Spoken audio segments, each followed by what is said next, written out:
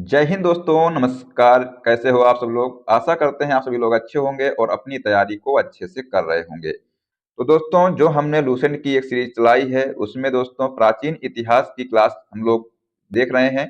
दोस्तों, इसमें जो है आज हम लोग टॉपिक देखने वाले हैं वैदिक सभ्यता। ठीक है, ये दोस्तों जो है चौथा टॉपिक है। ये साथियों चौथा टॉपिक है। इसके पहले हमने आपको सिंधु घाटी सभ्यता कराई थी। अगर दोस्तों आप लोगों ने इन तीनों टॉपिक को नहीं देखा है तो इसकी प्लेलिस्ट बनी हुई है, तो वहां जाकर के इन सभी टॉपिक को आप लोग देख लीजिएगा। हमने दोस्तों बहुत ही आसान भाषा में इसको समझाया हुआ है। ठीक है, तो आइए दोस्तों क्लास को शुरू करते हैं। दोस्तों क्लास में लास्ट तक बने रहिएगा और साथियों अगर आपको क्लास पसंद आए तो इसको लाइक कर दीजिएगा और इसको अपने दोस्तों को भी शेयर कर दीजिएगा। और दोस्तों अगर आप लोग चैनल पर पहली बार आए हैं तो सब्सक्राइब कर लीजिएगा और जो बेल आइकन है उसको प्रेस कर लीजिएगा, जिससे कि दोस्तों आपको सभी क्लास का अपडेट मिलता रहेगा। तो आइए दोस्तों क्लास को शुरू करते हैं। साथियों आज जो है हम लोग देखने वाले हैं वैदिक सभ्यता के बारे में। तो इसमें दोस्तों जो वैदिक सभ्यता है इसका विभाजन दो भागों में, ऋग वैदिक काल और दोस्तों उत्तर वैदिक काल, इन दोस्तों दो भागों में जो है इसका विभाजन किया गया था। अब दोस्तों बात करते हैं जो ऋग्वैदिक काल है ये कब से कब तक जो है इसको ऋग्वैदिक काल माना जाता है। साथियों जो 1500 से लेकर के 1000 ईसा पूर्व तक का जो काल है इसको दोस्तों ऋग्वैदिक काल माना जाता है। वहीं पर दोस्तों बात करें जो उत्तर वैदिक काल है ये साथियों 1000 से लेकर के 600 ईसा पूर्व तक का जो समय है इसको दोस्तों उत्तर वैदिक काल में रखा गया है। अब दोस्तों आर्य जो है सर्वप्रथम पंजाब एवं अफगानिस्तान में बसे थे। आर्य जो है ये सबसे पहले जो है पंजाब और अफगानिस्तान में बसे थे। लेकिन दोस्तों जो मैक्स मूलर थे, मैक्स मूलर ने जो है आर्यों का मूल निवास स्थान मध्य एशिया को माना है। तो आर्यों द्वारा दोस्तों जो निर्मित सभ्यता है इसी को जो है वैदिक सभ्यता कहते हैं।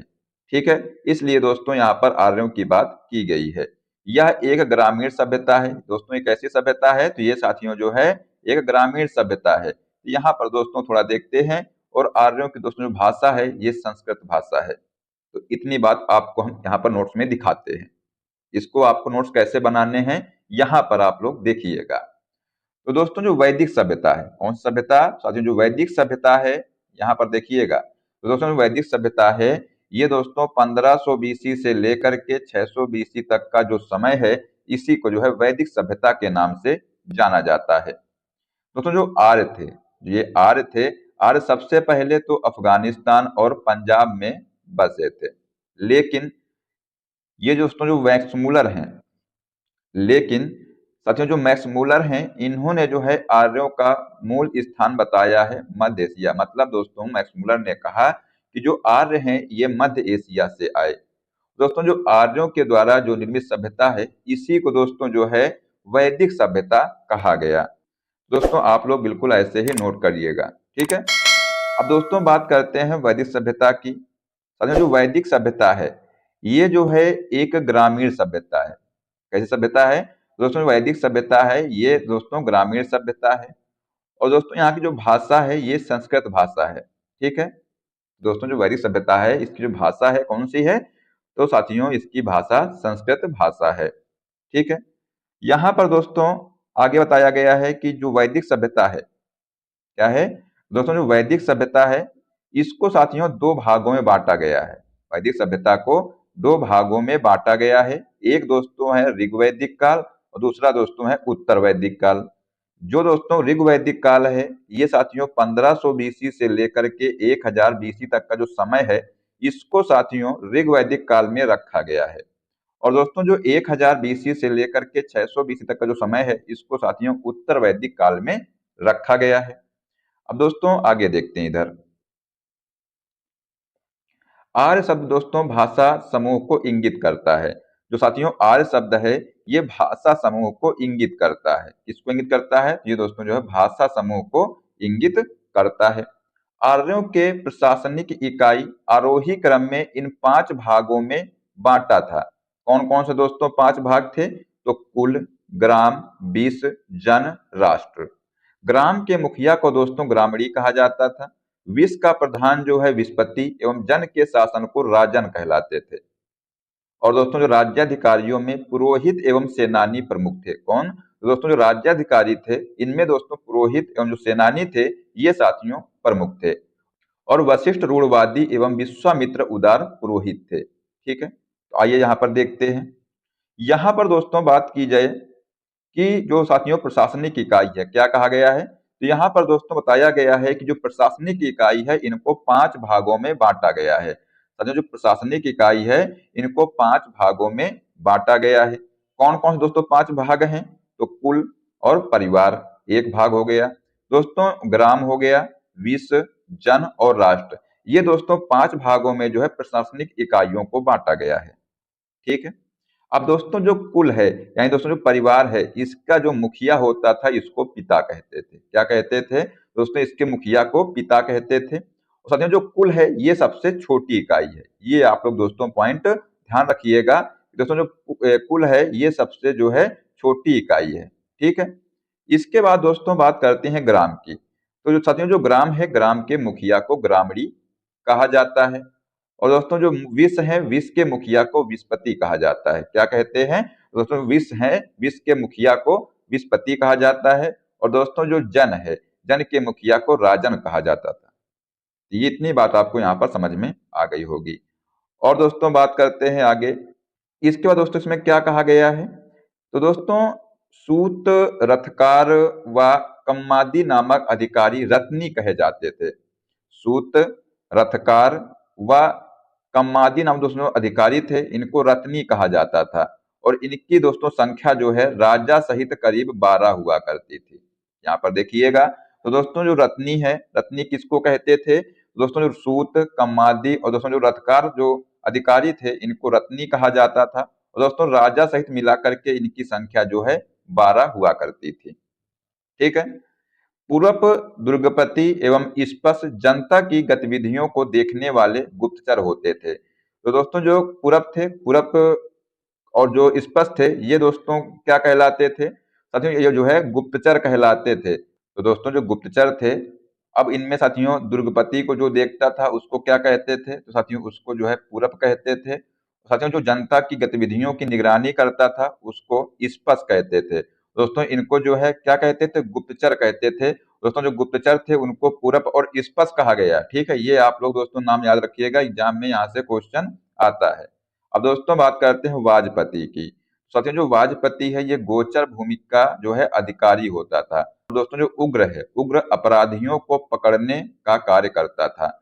दोस्तों जो उग्र होता था ये अपराधियों को पकड़ने का कार्य करता था। और वहीं पर दोस्तों जो भागदूह है, भागदूह क्या काम करता था? तो राजस्व कर एकत्र करने वाला दोस्तों जो अधिकारी होता था उसको जो है भागदूह कहते थे। ठीक है, तो यहाँ पर दोस्तों नोट करिएगा कि साथियों जो उग्र है, उग्र जो है अपराधियों को पकड़ने वाला जो अधिकारी था उसको उग्र कहते थे। साथियों जो वाजपति है, वाजपति गोचर भूमि का अधिकारी होता था। ठीक है।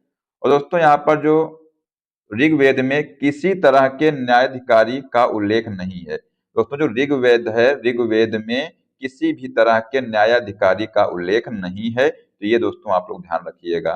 सभा और समिति दोस्तों राजा को सलाह देने वाली संस्था थी। यहाँ पर दोस्तों जो संस्था थी सभा और समिति, ये साथियों जो है राजा को सलाह देती थी। और सभा श्रेष्ठ एवं संभ्रांत लोगों की संस्था थी, जबकि दोस्तों समिति जो है सामान्य जनता का प्रतिनिधित्व करती थी। और इसके दोस्तों जो अध्यक्ष हैं इसको ईशान कहा जाता था। इनको दोस्तों क्या कहते थे? साथियों इनको जो है ईशान कहा जाता था। ठीक है। आगे दोस्तों देखते हैं, स्त्रियां सभा एवं समितियों में भाग ले सकती थी। दोस्तों जो स्त्रियां थी ये साथियों सभा और समितियों में जो है ये भाग ले सकती थी।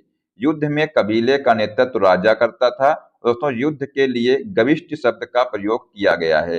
दोस्तों जो युद्ध के लिए इसमें किसका प्रयोग किया गया है? साथियों गविष्ठ शब्द का प्रयोग जो है युद्ध के लिए किया गया है। ये आप लोग पॉइंट नोट करिएगा।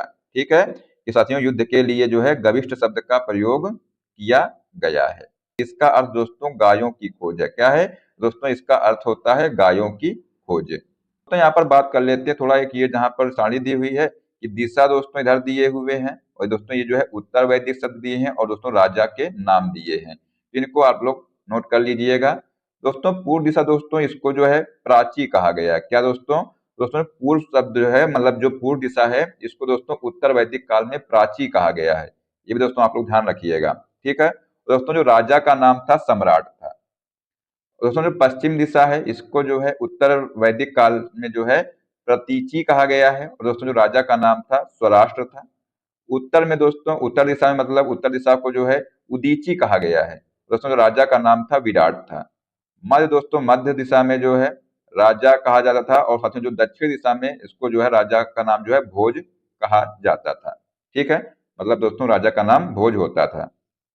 ठीक है, चलिए दोस्तों यहाँ पर बताया गया है कि जो दशराग युद्ध दोस्तों है इसका उल्लेख ऋग्वेद में 7वें मंडल में है। दोस्तों यह युद्ध जो है परफड़ी यानी दोस्तों रावी नदी के तट पर सुदास एवं 10 जनों के बीच लड़ा गया था, जिसमें दोस्तों सुदास जो है ये विजयी हुआ था। दोस्तों यहाँ पर एक पॉइंट नोट करिएगा कि जो साथियों रावी नदी है इसका दोस्तों प्राचीन नाम क्या है, तो परफड़ी दोस्तों नदी जो है इसका प्राचीन नाम है। ये आप लोग यहाँ पर जरूर याद रखिएगा। दोस्तों जो ऋग वैदिक समाज 4 वर्णों में विभक्त था। कितने वर्णों में, तो साथियों जो ऋग वैदिक समाज था ये 4 वर्णों में विभक्त था। दोस्तों जो वर्ण थे ये ब्राह्मण, क्षत्रिय, वैश्य और दोस्तों शूद्र, ये दोस्तों 4 वर्णों में जो है ऋग वैदिक समाज विभक्त था। यह दोस्तों विभाजन व्यवसाय पर आधारित था। साथियों जो विभाजन है ये व्यवसाय के आधार पर दोस्तों ये विभाजन किया गया था। दोस्तों ऋग्वेद के 10वें मंडल में पुरुष सूक्त के चतुर्वर्णों का उल्लेख मिलता है। इसमें कहा गया है कि ब्राह्मण परम पुरुष के मुख से क्षत्रिय, उनकी भुजाओं से वैश्य और दोस्तों उनकी जांघों से एवं शूद्र जो है उनके पैरों से उत्पन्न हुए हैं। ये दोस्तों जो है ऋग वैदिक काल के 10वें मंडल में बताया गया है। ठीक है, अब दोस्तों यहाँ पर नोट करिएगा कि साथियों जो वाजपति है ये दोस्तों जो है गोचर भूमि का अधिकारी होता था।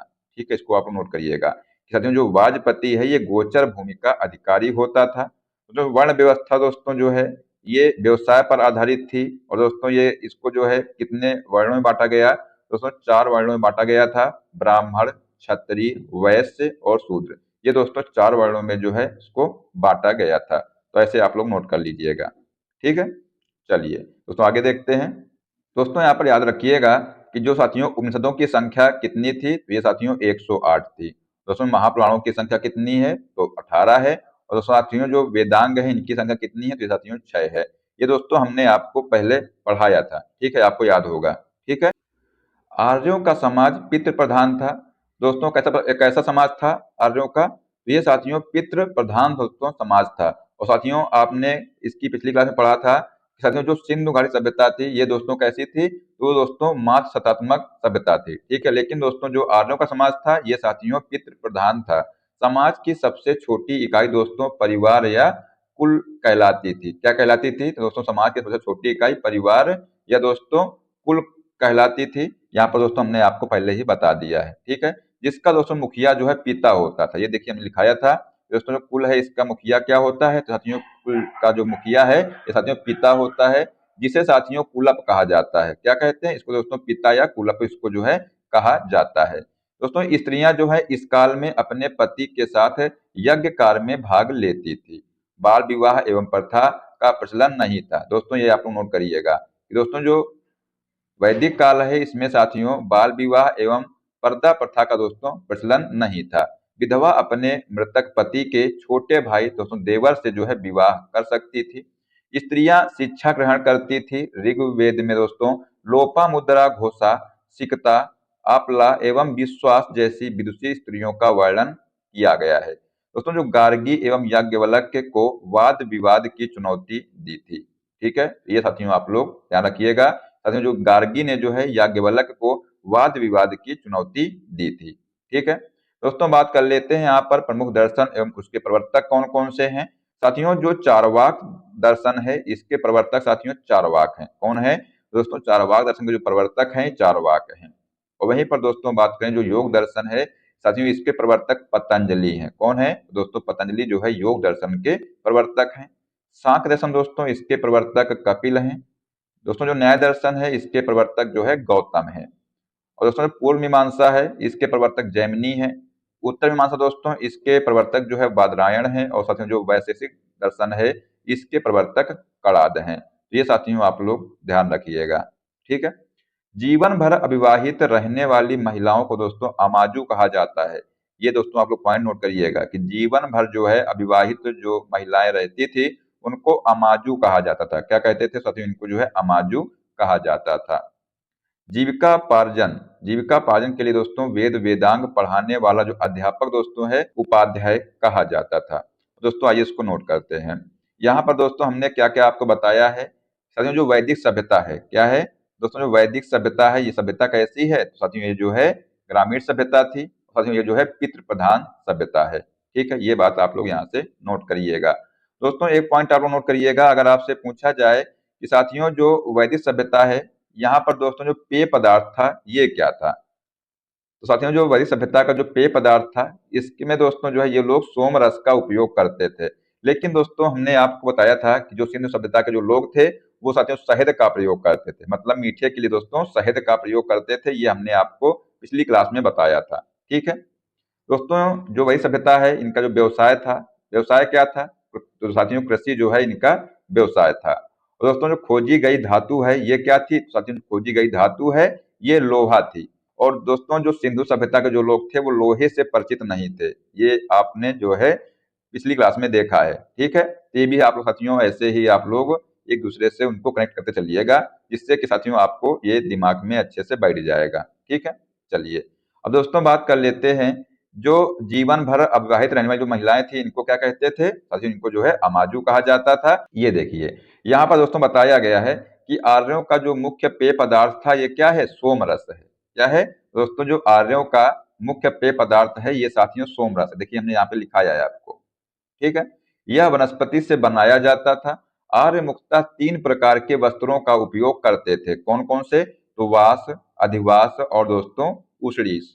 ये दोस्तों जो आर्य थे ये मुख्यतः 3 प्रकार के वस्त्रों का प्रयोग करते थे। अंदर पहनने वाले दोस्तों कपड़े को नीवी कहा जाता था। क्या कहते थे, तो दोस्तों जो अंदर जो कपड़े पहनते थे उसको जो है नीवी कहा जाता था। आर्यों के मनोरंजन के दोस्तों मुख्य साधन थे संगीत, रथ दौड़, घुड़दौड़ एवं धूत क्रीड़ा। ये दोस्तों जो है आर्यों के मनोरंजन के प्रमुख साधन थे। आर्यों का मुख्य व्यवसाय दोस्तों पशुपालन एवं कृषि था। क्या था, तो दोस्तों जो आर्यों का मुख्य व्यवसाय था वो कृषि जो है और एवं पशुपालन था। महर्षि कणाद को भारतीय परमाणुवाद का जनक कहा गया है। दोस्तों ये पॉइंट आप लोग नोट करिएगा कि महर्षि कणाद को भारतीय परमाणुवाद का जनक कहा गया है। ठीक है, ये आप लोग नोट कर लीजिएगा। गाय को दोस्तों अधन्या न मारे जाने योग्य पशु की श्रेणी में रखा गया है। ठीक है, गाय की हत्या करने वाले या उसे घायल करने वाले के लिए वेदों में दोस्तों मृत्यु दंड अथवा देश से निकालने की जो है व्यवस्था की गई है। जिसने दोस्तों गाय की अगर हत्या कर दी तो उसको दोस्तों मृत्यु दंड या दोस्तों उसको देश से बाहर निकाल दिया जाएगा। इसकी तो साथियों व्यवस्था इसमें जो है की गई थी। आर्यों का प्रिय पशु दोस्तों क्या था, ये साथियों घोड़ा था एवं सर्वाधिक प्रिय देवता दोस्तों इंद्र थे। ठीक है, तो साथियों जो आर्य थे इनका साथियों जो प्रिय पशु था वो घोड़ा था एवं जो सर्वाधिक प्रिय देवता थे ये कौन थे, तो ये साथियों इंद्र थे। आर्यों द्वारा खोजी गई दोस्तों धातु की बात की जाए तो लोहा थी, जिसे दोस्तों श्याम अयस्क कहा जाता था और तांबे को लोहित अयस्क कहा जाता था। ठीक है, ये दोस्तों आप लोग नोट करिएगा। दोस्तों जो लोहा है इसको क्या कहते थे, तो इसको साथियों श्याम अयस्क कहते थे। दोस्तों जो तांबा है तांबे को साथियों लोहित अयस्क कहा जाता था। ये आप लोग दोस्तों नोट कर लीजिएगा। आगे दोस्तों बात करते हैं। यहाँ पर दोस्तों एक सारणी दी हुई है कि ऋग वैदिक कालीन दोस्तों नदियां क्या हैं। साथियों यहाँ पर नाम दिए हुए हैं प्राचीन नाम और दोस्तों इधर जो है आधुनिक नाम दिए हुए हैं, ये आपको याद करने हैं। साथियों जो क्रूब है ये साथियों कुर्रम जो है इसका प्राचीन नाम है। क्रूब साथियों ये साथियों कुर्रम का जो है प्राचीन नाम है क्रूब। ठीक है दोस्तों, जो काबुल है काबुल नदी का दोस्तों प्राचीन नाम क्या है, साथियों कुभा है। क्या है, कुभा दोस्तों काबुल नदी का प्राचीन नाम है। और दोस्तों जो बितस्ता है साथियों बितस्ता जो है झेलम नदी का प्राचीन नाम है। अस्किनी दोस्तों चिनाब नदी का प्राचीन नाम है। क्या दोस्तों, जो अस्किनी है ये साथियों प्राचीन नाम किसका है, तो चिनाब नदी का दोस्तों प्राचीन नाम क्या है, अस्किनी है। ये देखो दोस्तों हमने आपको ऊपर बताया था कि साथियों जो रावी नदी है इसका प्राचीन नाम क्या है, परसड़ी है। रावी दोस्तों नदी है इसका प्राचीन नाम परसड़ी है। दोस्तों जो सतलज नदी है इसका प्राचीन नाम क्या है, तो दोस्तों याद रखिएगा इसका प्राचीन नाम है सतुद्री। ठीक है, और दोस्तों जो ब्यास नदी है इसका साथियों जो प्राचीन नाम है, ब्यास नदी का प्राचीन नाम विपाशा है। दोस्तों गंडक नदी का प्राचीन नाम है सदा नीरा। क्या है दोस्तों, दोस्तों जो गंडक नदी है इसका प्राचीन नाम है सदा नीरा। और दोस्तों जो दर्श सदती है ये साथियों घग्गर नदी का प्राचीन नाम है। दोस्तों गोमल जो है गोमल का दोस्तों प्राचीन नाम है गोमती है। साथियों जो सुवस्तु है, सुवस्तु जो साथियों जो है स्वात नदी का प्राचीन नाम है। ये दोस्तों प्राचीन नाम दिए हुए हैं और साथियों इधर जो है आधुनिक नाम दिए हुए हैं, तो ये साथियों आप लोग जरूर याद कर लीजिएगा। यहाँ से भी दोस्तों एग्जाम में क्वेश्चन आता है। ठीक है, चलिए दोस्तों आगे बात करते हैं कि भारतीयों को दोस्तों लोहे का ज्ञान ईसा पूर्व 8वीं सदी में प्राप्त हुआ था। यानी कि दोस्तों जो सिंधु सभ्यता थी दोस्तों उसमें जो है लोहे का ज्ञान इनको नहीं था। ठीक है, व्यापार है तो दोस्तों दूर दूर तक जाने वाला जो व्यक्ति है दोस्तों इसको पड़ी कहते थे। लेन देन में दोस्तों वस्तु विनिमय की प्रणाली प्रचलित थी। ऋण देकर दोस्तों ब्याज लेने वाले को दोस्तों वेकनाट या दोस्तों सूदखोर कहा जाता था। क्या कहते थे तो दोस्तों ऋण देकर जो ब्याज लेते थे उसको साथियों वेकनाट या सूदखोर कहा जाता था। मनुष्य एवं देवता के बीच मध्यस्थ की भूमिका निभाने वाले देवता के रूप में अग्नि की पूजा की जाती थी। आगे दोस्तों देखते हैं। दोस्तों यहाँ पर कुछ पॉइंट आप लोग नोट करिएगा। खोजी गई धातु है, ये क्या है? लोहा है। दोस्तों लोहे को क्या कहा गया है? श्याम अयस्क कहा गया है। और दोस्तों जो तांबा है इसको साथियों लोहित अयस्क कहा गया है, तो ये आप लोग नोट करिएगा। दोस्तों बात करते हैं अमाजू की। तो जो साथियों जो अविवाहित रहने वाली जो स्त्रियां थी, मतलब साथियों जो जीवन भर अविवाहित रहती थी, उनको साथियों अमाजू कहा गया है। और दोस्तों जो आर्य थे ये वस्त्र जो है वास अधिवास और दोस्तों उषडीय वस्त्र पहनते थे। ठीक है, और दोस्तों जो नीवी थी, नीवी साथियों अंदर पहनने वाले जो वस्त्र थे क्या थे? तो साथियों जो नीवी है, नीवी दोस्तों जो है अंदर पहनने वाले जो वस्त्र थे उनको नीवी कहा गया है। दोस्तों जो उपनयन समारोह है इसमें बच्चे को पवित्र जनेऊ धारण कराया जाता था। ठीक है, ये आप लोग पॉइंट नोट कर लीजिएगा। ठीक है, चलिए दोस्तों आगे देखते हैं। ऋग्वेद में दोस्तों उल्लिखित नदियों में सरस्वती सबसे पवित्र मानी जाती थी। दोस्तों आप लोग इसको नोट करिएगा कि दोस्तों साथियों जो ऋग्वेद में सरस्वती नदी को जो है सबसे पवित्र नदी माना गया है। ठीक है, ये आप लोग दोस्तों याद रखिएगा। ठीक है, पवित्र नदी दोस्तों इसको जो है माना गया है। ठीक है दोस्तों, ऋग्वेद में गंगा का 1 बार और यमुना का उल्लेख 3 बार हुआ है। ये भी दोस्तों आप लोग नोट करिएगा। साथियों जो ऋग्वेद में गंगा का उल्लेख किसका? तो जो गंगा नदी है इसका उल्लेख सिर्फ 1 बार हुआ है। और दोस्तों जो यमुना नदी है इसका उल्लेख 3 बार हुआ है। कितनी बार हुआ है साथियों? जो यमुना नदी है इसका उल्लेख 3 बार किया गया है। ये आप लोग पॉइंट जरूर याद रखिएगा। ठीक है, चलिए दोस्तों आगे देखते हैं कि उत्तर वैदिक काल में इंद्र के स्थान पर प्रजापति सर्वाधिक प्रिय देवता हो गए थे और विष्णु के 3 पगों की कल्पना का विकास उत्तर वैदिक काल में ही हुआ था। और दोस्तों उत्तर वैदिक काल में राजा के राज्याभिषेक के समय राजसूय यज्ञ का अनुष्ठान किया जाता था। किसका दोस्तों अनुष्ठान किया जाता था? तो दोस्तों राज्याभिषेक के समय जो है राज्याभिषेक के समय राजसूय यज्ञ का अनुष्ठान किया जाता था। तो दोस्तों उत्तर वैदिक काल में वर्ण जो है व्यवसाय की बजाय जन्म के आधार पर निर्धारित होने लगे थे। ठीक है, तो ये साथियों आप लोग पॉइंट यहाँ पर ध्यान रखिएगा। अब दोस्तों यहाँ पर जो है ऋग्वैदिक कालीन देवता की बात की गई है और साथियों इधर जो है देवता के नाम दिए हैं और साथियों एक तरफ जो है संबंध दिए हुए हैं। तो साथियों जो इंद्र देवता हैं ये युद्ध का नेता एवं वर्षा का देवता इनको जो है कहा जाता था। तो दोस्तों जो इंद्र देवता हैं इनको साथियों युद्ध का नेता एवं वर्षा का देवता कहा जाता था। साथियों जो अग्नि है, अग्नि साथियों जो देवता हैं इनको जो है अग्नि देवता को साथियों क्या कहते थे? तो ये देवता जो है एवं मनुष्य के बीच मध्यस्थ जो है इनको ये कहा गया है। साथियों जो वरुण है, वरुण को पृथ्वी एवं सूर्य के निर्माता, समुद्र का देवता, विश्व के नियामक व शासक, सत्य का प्रतीक, ऋतु परिवर्तन व दिन रात का कर्ता जो है इनको कहा गया है। दोस्तों जो धव है, धव दो देवता दोस्तों है इनको साथियों संबंध आकाश का देवता सबसे दोस्तों प्राचीन जो है ये देवता है। सोम दोस्तों जो देवता है ये वनस्पति देवता है। दोस्तों उषा है, उषा दोस्तों प्रगति एवं उत्थान देवता है। और दोस्तों जो अश्विनी है, अश्विनी दोस्तों जो है विपत्तियों को हरने वाले देवता जो है इनको अश्विनी कहा गया है। और दोस्तों जो पूषण है, पूषण साथियों पशुओं का देवता जो है इनको पूषण कहा गया है। दोस्तों जो विष्णु है, विष्णु विश्व के संरक्षण एवं पालन करता है। साथियों जो मरुत है, मरुत आंधी तूफान का देवता, इनको साथियों मरुत कहा गया है। तो ये भी दोस्तों आप लोग जरूर याद रखिएगा। ठीक है, साथियों जितनी भी यहाँ पर टेबल आपको दी गई हैं इनसे साथियों क्वेश्चन एग्जाम में जरूर पूछा जाता है। इसलिए दोस्तों जितनी भी हम आपको टेबल बताते हैं वो आप लोग जरूर याद रखिएगा। ठीक है, उत्तर वैदिक काल में जो है दोस्तों हल को सिरा व हल रेखा को सीता कहा जाता था। उत्तर वैदिक काल में दोस्तों निष्क और शतमान मुद्रा की इकाइयां थी। साथियों जो उत्तर वैदिक काल है इसमें साथियों शतमान एवं निष्क जो है मुद्रा की इकाइयां थी। सिक्कों के चलन का कोई प्रमाण नहीं मिलता है। दोस्तों उत्तर वैदिक काल में जो सिक्कों के चलन का कोई प्रमाण नहीं मिलता है। सांख्य दर्शन भारत के सभी दर्शनों में सबसे प्राचीन है। दोस्तों इसके अनुसार मूल तत्व 25 हैं, जिनमें दोस्तों प्राकृतिक पहला तत्व है। सत्यमेव जयते मुंडकोपनिषद से दोस्तों लिया गया है। दोस्तों सत्यमेव जयते है, ये कहाँ से लिया गया है? तो ये साथियों सत्यमेव जयते जो है मुंडकोपनिषद से लिया गया है। इसी उपनिषद में यज्ञ की तुलना फूटी नाव से की गई है। तो दोस्तों जो मुंडकोपनिषद है इस उपनिषद में दोस्तों जो है यज्ञ की तुलना फूटी नाव से की गई है। ठीक है। ईसा पूर्व दूसरी सदी में राजाओं के उपयुक्त तो यज्ञ वेदी बनाने के लिए अपस्तंभ व्यवहारिक ज्यामिति की रचना की। गायत्री मंत्र दोस्तों सावित्र नामक देवता को संबोधित है। दोस्तों जो गायत्री मंत्र है हमने आपको पिछली भी क्लास में बताया था कि दोस्तों ये जो है ऋग्वेद में दोस्तों तीसरे मंडल में ये साथियों सावित्री देवता को जो है समर्पित है, जिसका दोस्तों संबंध ऋग्वेद से है।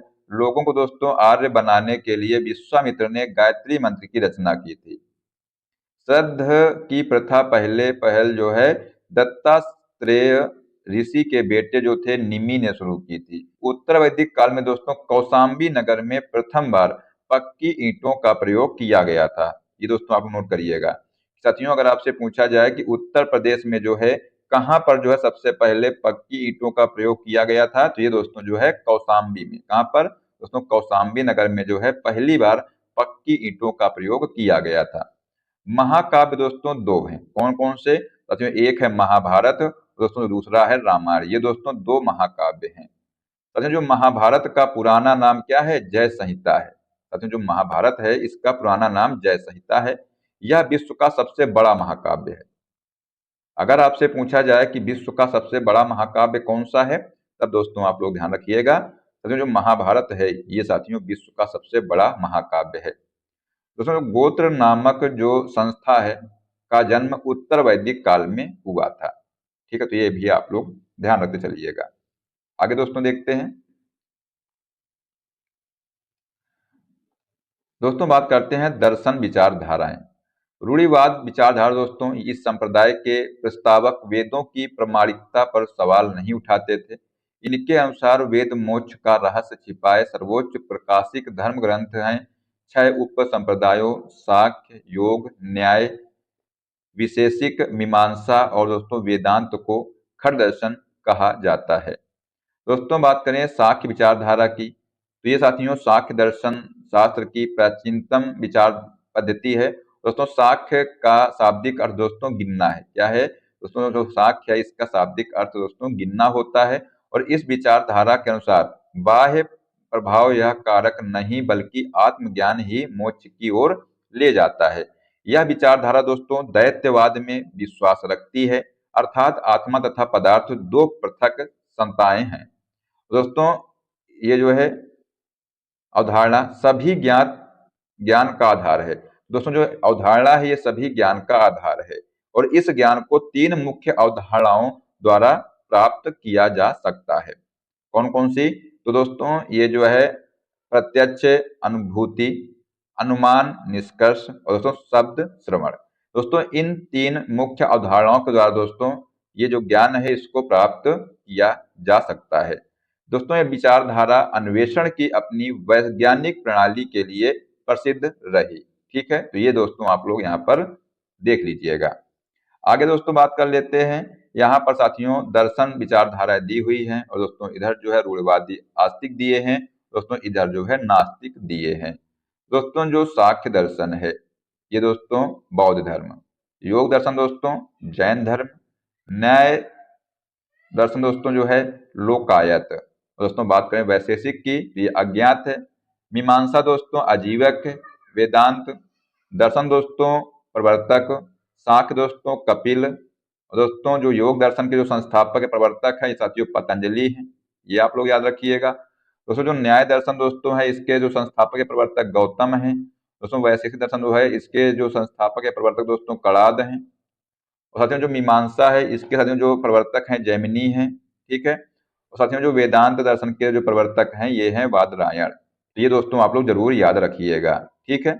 चलिए दोस्तों आगे बात कर लेते हैं योग विचारधारा की। तो साथियों इसके अनुसार जो है मानव शारीरिक प्रयोग तथा ध्यान का प्रयोग कर मुक्ति प्राप्त कर सकता है। दोस्तों मुक्ति प्राप्त करने के साधन है यम यानी दोस्तों स्वनियंत्रण का अभ्यास करना। नियम व्यक्ति के जीवन को संचालित करने वाले नियमों का पालन। और दोस्तों प्रत्याहार जो है ये विषय का चयन। धारणा दोस्तों ये मन को स्थिर करना। ध्यान चयनित विषय पर ध्यान एकाग्र करना। दोस्तों न्याय विचारधारा जो है इसमें मुक्ति प्राप्त करने के लिए तर्कपूर्ण चिंतन पर विश्वास किया जाता है। इस विचारधारा का मानना है कि निष्कर्ष श्रवण तथा उपमा जैसे तर्क सम्मत साधनों का प्रयोग कर मनुष्य किसी भी समस्या की सत्यता जांच कर सकता है। इसका ये मानना था कि ईश्वर ने न केवल ब्रह्मांड की रचना की है बल्कि वह उसका पालन और संहार भी करते हैं। दोस्तों जो वैशेषिक विचारधारा है ये दोस्तों यह विचारधारा ब्रह्मांड की भौतिकीयता में विश्वास करती है। इस इसके अनुसार दोस्तों ब्रह्मांड का हर पदार्थ पांच मुख्य तत्वों अग्नि, वायु, जल, पृथ्वी तथा आकाश से बना है। दोस्तों ब्रह्मांड के जो सभी पदार्थ हैं ये साथियों अग्नि, वायु, जल, पृथ्वी और आकाश से बना है। और इस विचारधारा को दृष्टिकोण अत्यंत वैज्ञानिक है। इसके द्वारा परमाणु सिद्धांत का विकास भी हुआ है। दोस्तों इसी विचारधारा के अनुसार जो है परमाणु सिद्धांत का विकास भी हुआ है। दोस्तों बात करते हैं मीमांसा विचारधारा की। साथियों जो मीमांसा विचारधारा है इसके बारे में आइए देखते हैं। दोस्तों जो मीमांसा विचारधारा है ये दोस्तों वास्तविक अर्थ इसका तर्कपूर्ण चिंतन, विवेचन तथा अनुप्रयोग की कला है। यदि व्यक्ति को धार्मिक श्रेष्ठता, स्वर्ग तथा मुक्ति प्राप्त करनी है तो उसे दोस्तों वेदों के द्वारा नियत सभी कर्तव्यों की पूर्ति करनी होगी। इस दर्शन का मुख्य बल वेदों के अनुष्ठानिक भाग पर था। मुक्ति की प्राप्ति हेतु दोस्तों व्यक्ति को वैदिक अनुष्ठानों का निष्पादन पुरोहितों की सहायता से करना होता है। इसलिए दोस्तों इस दर्शन में विभिन्न वर्गों के बीच सामाजिक अंतर को निहित रूप से वैधता प्रदान की गई। दोस्तों ब्राह्मणों के द्वारा इसका प्रयोग लोगों पर वर्चस्व स्थापित करने में किया गया था, ठीक है। दोस्तों बात करते हैं वेदांत विचारधारा की। तो इस दर्शन के आधार पर निर्माण करने वाले प्राचीनतम ग्रंथ दोस्तों कौन से हैं? तो बादरायण द्वारा जो है लिखित ब्रह्मा सूत्र या वेदांत सूत्र है। तो ये साथियों आप लोग पॉइंट नोट करिएगा। तो दोस्तों जो इस दर्शन के द्वारा या इस दर्शन के आधार पर निर्माण करने वाले जो प्राचीनतम ग्रंथ कौन से हैं? तो बादरायण द्वारा जो लिखित ब्रह्मा सूत्र या दोस्तों वेदांत सूत्र हैं, ठीक है। इस दर्शन के अनुसार ब्रह्मा ही इस जीवन को वास्तविकता है, यानी दोस्तों ब्रह्मा ही इस जीवन की वास्तविकता है। शेष सभी बातें मिथ्या या माया हैं। इसके अनुसार स्व का ज्ञान हो जाने पर वह स्वतः ही ब्रह्मा की अनुभूति कर मुक्ति को प्राप्त हो जाएगा। यह तर्क ब्रह्मा तथा आत्मा को अविनाशी तथा शाश्वत बना देता है, ठीक है। ये दोस्तों किसके द्वारा जो है ये अवधारणा दी गई है? स्वामी वेदांत विचारधारा के अनुसार है, ठीक है। आगे दोस्तों बात करते हैं नास्तिक विचारधारा। तो साथियों जो नास्तिक विचारधारा है ये वेदों की मौलिकता पर विश्वास नहीं करती है, ठीक है। तो दोस्तों जो नास्तिक विचारधारा है ये वेदों की मौलिकता पर विश्वास नहीं करती है और भगवान के अस्तित्व पर प्रश्न खड़े करते हैं। ये पांच उपधाराओं में विभाजित है। कौन कौन से? तो बौद्ध, जैन, लोकायत और दोस्तों अज्ञान और आजीविक। ये दोस्तों जो है पांच विचारधाराओं पर ये जो है विभाजित है। दोस्तों बात करते हैं लोकायत दर्शन या दोस्तों चारवाक विचारधारा। तो बृहस्पति ने इस विचारधारा की नींव रखी। किसने रखी थी? दोस्तों बृहस्पति ने जो है इस विचारधारा की नींव रखी थी और इसकी चर्चा वेदों तथा ब्रह्मांडक उपनिषद में भी मिलती है। दोस्तों इसके अनुसार जो है ब्रह्मांड में साथियों केवल चार तत्व हैं। कौन कौन से? तो अग्नि, पृथ्वी, जल और वायु। दोस्तों इस विचारधारा के समर्थक जो है आकाश की गणना पांच आधारभूत तत्वों में नहीं करते हैं क्योंकि यह मनुष्य के अनुभूति से परे है। और दोस्तों इस विचारधारा के अनुसार इस विश्व के परे कोई अन्य जगत नहीं है, इसलिए मृत्यु मानव का अंत है तथा सुख भोग ही मानव जीवन का जो है चरम लक्ष्य होना चाहिए। इसलिए उन्होंने खाओ पियो और मस्त रहो के सिद्धांत का प्रतिपादन किया था। किसने? तो दोस्तों बृहस्पति ने। ठीक है। नेक्स्ट साथियों है अज्ञान।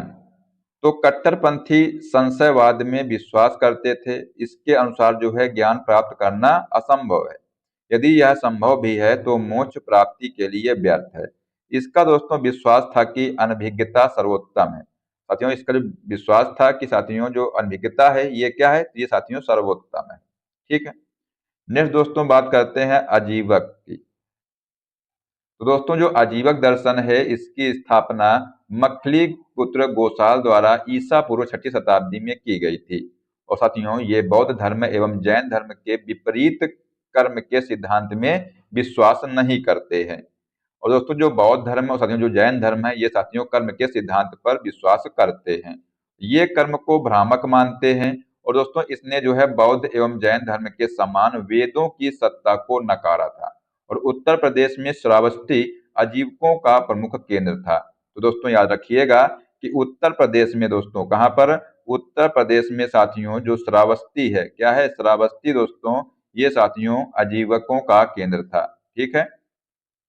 साथियों बात करें जो अजीव संप्रदाय दोस्तों है के मानने वाले जो निराकार आत्मा की अवधारणा के विपरीत आत्मा के भौतिक रूप में विश्वास करते थे। दोस्तों जो बिंदुसार थे इसके अनुयायी थे। अशोक 7वें स्तंभ के राजा देश में आजीवकों का उल्लेख मिलता है।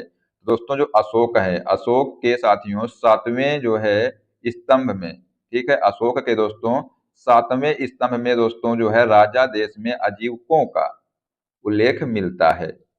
वेदांत दर्शन दोस्तों उपनिषद, भगवत गीता और ब्रह्मा सूत्रों को ज्ञान का प्रमुख स्रोत माना जाता है। और इन तीनों ग्रंथों को सामूहिक रूप से प्रस्थानत्रयी कहा जाता है। ठीक है। ये दोस्तों आपको इतनी बात समझ में यहाँ पर आ गई होगी। दोस्तों आइए अब आपको जो है नोट्स के माध्यम से इसका रिवाइज कराते हैं। और दोस्तों ये जो है आपके दिमाग में एक कहानी की तरह पूरा जो टॉपिक है ये बैठ जाएगा। तो आइए देखते हैं। साथियों जो वैदिक सभ्यता है, क्या है दोस्तों? जो वैदिक सभ्यता है, वैदिक सभ्यता दोस्तों इसको जो है 1500 बीसी से लेकर के 600 बीसी तक का जो समय था इसको वैदिक सभ्यता के नाम से जाना जाता है। दोस्तों जो आर्य थे, कौन? आर्य साथियों भारत में ये जो है कहाँ से आए थे? तो साथियों जो मैक्स मूलर के अनुसार जो है आर्य मध्य एशिया से आए थे। लेकिन दोस्तों इतिहासकारों के अनुसार जो है आर्य जो है इनका सबसे पहले ये अफगानिस्तान और दोस्तों पंजाब में आकर के ये बसे थे। ठीक है। दोस्तों जो आर्यों के द्वारा जो निर्मित सभ्यता है इसी को दोस्तों जो है वैदिक सभ्यता कहा गया। ठीक है। आर्यों के द्वारा दोस्तों जो निर्मित सभ्यता है इसी को जो है साथियों वैदिक सभ्यता कहा गया। ठीक है। इतनी बात दोस्तों यहाँ से आपको समझ में आ गई होगी। दोस्तों बात करते हैं जो वैदिक सभ्यता है ये साथियों ग्रामीण सभ्यता। कैसे सभ्यता है दोस्तों? जो वैदिक सभ्यता है ये साथियों जो है ग्रामीण सभ्यता है। और दोस्तों ये जो है पितृ प्रधान सभ्यता है। ठीक है। दोस्तों इसकी जो भाषा है ये क्या है? तो दोस्तों भाषा की बात की जाए तो साथियों जो वैदिक सभ्यता है इसकी भाषा संस्कृत है। और दोस्तों इसको जो है दो भागों में बांटा गया है। कौन कौन से दो भाग है? तो ऋग्वैदिक काल और दोस्तों दूसरा है उत्तर वैदिक काल। इन दोस्तों दो भागों में इसको बांटा गया है। दोस्तों जो युग वैदिक काल है ये 1500 बीसी से लेकर के 1000 बीसी तक का जो समय है इसको साथियों ऋग वैदिक काल कहा गया है। और जो उत्तर वैदिक काल दोस्तों है ये 1000 बीसी से लेकर के जो 600 बीसी तक का जो समय है इसको जो है उत्तर वैदिक काल में रखा गया है। आगे दोस्तों बात करते हैं। साथियों जो प्रशासनिक इकाइयां हैं इनको दोस्तों जो है 5 भागों में बांटा गया है। कौन कौन से 5 भाग हैं?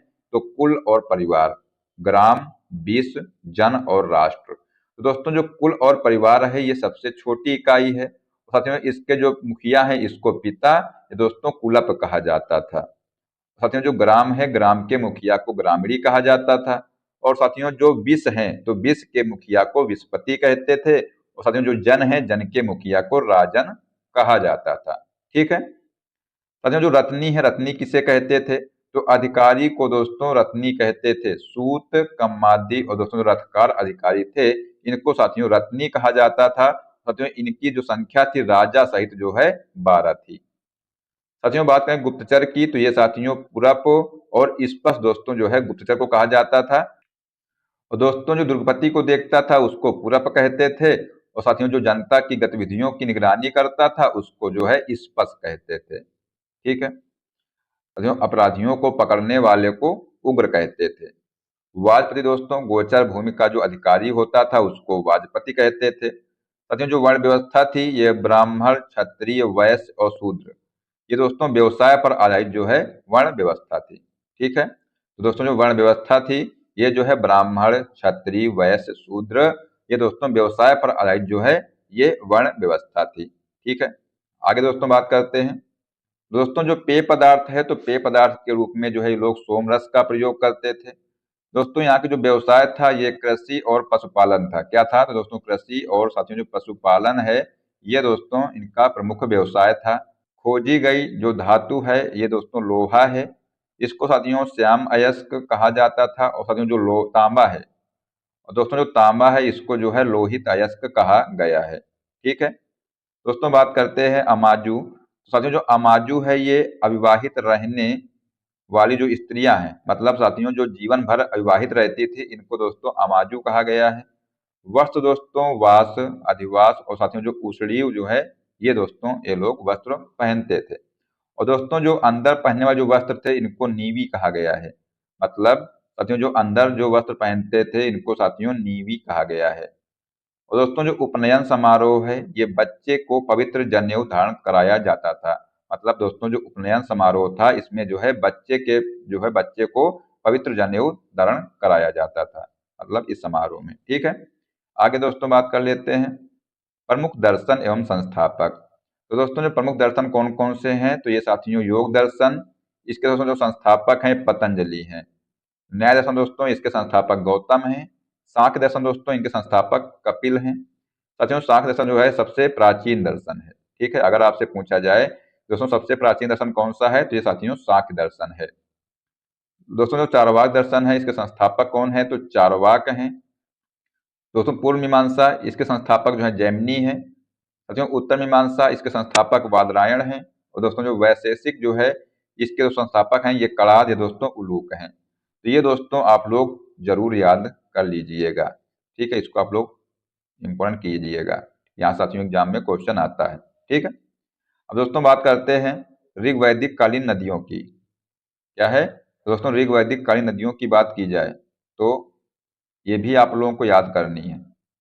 ठीक है। इसको भी आप लोगों को याद करनी है। ठीक है। दोस्तों जो परफीड़ी नदी है ये दोस्तों रावी नदी का प्राचीन नाम है। दोस्तों इसी के किनारे जो है दशराग युद्ध हुआ था। किसके किसके बीच में? तो राजा सुदास और 10 जन के बीच में दोस्तों ये दशराग युद्ध हुआ था। ये दोस्तों 7वें मंडल में ये बताया गया है। ठीक है।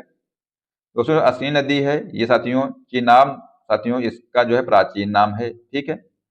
और साथियों जो सतलज नदी है इसका प्राचीन नाम सतुद्री है। झेलम का साथियों प्राचीन नाम है वितस्ता। क्या नाम है? तो दोस्तों जो झेलम नदी है इसका प्राचीन नाम वितस्ता है। वहीं पर दोस्तों बात करें साथियों जो गंडक नदी है इसका प्राचीन नाम है सदानीरा। और दोस्तों जो गोमल नदी है इसका प्राचीन नाम गोमती है। काबुल जो है दोस्तों इसका प्राचीन नाम है कुभा। और दोस्तों जो ब्यास नदी है इसका प्राचीन नाम विपाशा है। और दोस्तों जो दृष्ट सदती जो है ये साथियों प्राचीन नाम किसका है? तो दोस्तों जो घग्गर नदी है इसका प्राचीन नाम दशरथी है। ठीक है। दोस्तों जो आर्य थे इनका प्रिय पशु जो है घोड़ा था। क्या था? तो दोस्तों जो आर्य थे इनका प्रिय पशु घोड़ा था। और दोस्तों प्रिय देवता जो है इनके कौन थे? इंद्र थे। इंद्र दोस्तों इनके जो है प्रिय देवता थे। दोस्तों बात की जाए गाय की, तो दोस्तों गाय को जो है अधन्या बोलते थे। क्या कहते थे? तो दोस्तों जो है गाय को अधन्या कहते थे लोग। साथियों जो उत्तर वैदिक काल की बात की जाए अब, तो दोस्तों जो उत्तर वैदिक काल में जो आभूषण थे इनको निष्क या दोस्तों शतमान कहा जाता था। ठीक है। गले में पहनने वाले दोस्तों जो आभूषण थे इनको जो है निष्क या शतमान कहा जाता था। इसका दोस्तों जो विस्तार था ये मतलब कब से कब तक दोस्तों ये उत्तर वैदिक काल माना जाता है, तो 1000 बीसी से लेकर के 600 बीसी तक दोस्तों जो समय था इसको जो है उत्तर वैदिक काल के नाम से जाना जाता है। ठीक है। दोस्तों पहला जो नगर ईंटों से बना था वो कौन सा था? तो ये साथियों आप लोग नोट करिएगा दोस्तों, ये जो है कौशाम्बी जो है ये दोस्तों पहला नगर था जो ईंटों से बना था। साथियों जो उत्तर में दोस्तों विराट राजाओं के नाम थे, ठीक है। और साथियों जो दक्षिण जो था इसमें दोस्तों राजाओं को भोज नाम से जाना जाता था। दोस्तों जो पूरब थे, पूरब में दोस्तों राजा को सम्राट कहते थे। और साथियों जो पश्चिम है इसमें दोस्तों राजा को स्वराष्ट्र कहा जाता था, ठीक है। आगे दोस्तों बात करते हैं दोस्तों, मुंडकोपनिषद जो है सत्यमेव जयते आदर्श वाक्य जो है इसी से लिया गया है। में जो है यज्ञ की तुलना टूटी नाव से की गई है। साथियों जो मुंडकोपनिषद है इसमें जो है यज्ञ की तुलना टूटी नाव से की गई है। कृषि के लिए दोस्तों हल जो है इसको सिरा कहते थे। संस्था दोस्तों जो है सभा और समिति दोस्तों, ये दो संस्थाएं थी ऋग वैदिक काल की। और दोस्तों गोत्र जो है ये उत्तर वैदिक काल की संस्था थी, ठीक है। तो दोस्तों अगर बात करें देवता की, तो प्रजापति दोस्तों इसके देवता थे। और दोस्तों जो महाभारत दोस्तों है ये वेद व्यास के द्वारा जो है लिखा गया है। दोस्तों इसका प्राचीन नाम था, क्या था, जय सीता दोस्तों इसका प्राचीन नाम था। मतलब दोस्तों जय संहिता जो है इसका प्राचीन नाम था, ठीक है। तो दोस्तों आशा करते हैं कि आपको क्लास पसंद आई होगी। और साथियों अगर आपको क्लास पसंद आई है तो इसको साथियों लाइक कर दीजिएगा और इसको अपने दोस्तों को भी शेयर कर दीजिएगा। दोस्तों आप लोग क्या चाहते हैं उसको जो है कमेंट बॉक्स में बताइएगा। साथियों अगर आप लोग चैनल पर पहली बार आए चैनल को सब्सक्राइब कर लीजिएगा और जो बेल आइकन है उसको भी प्रेस कर लीजिएगा। दोस्तों मिलते हैं नेक्स्ट टॉपिक के साथ में अगली क्लास में। जय हिंद, जय भारत, वंदे मातरम।